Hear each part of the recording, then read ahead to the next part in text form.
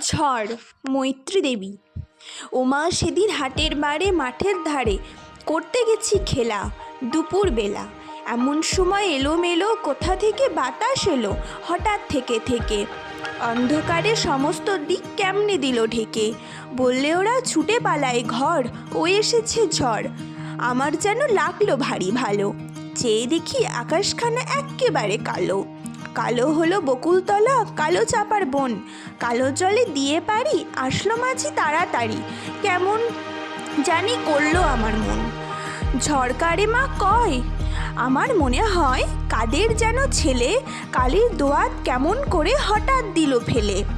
যেমন করে কালি আমি তোমার মেঝের উপর ঢালি, হাসলো কোমল ঠোঁটটি মেলে, ভীষণ কেমন আগুন জেলে। আকাশ বারে বারে আবার বুঝি ঘুরে ঘুরে পালিয়ে গেল অনেক দূরে, সাত সাগরের পারে।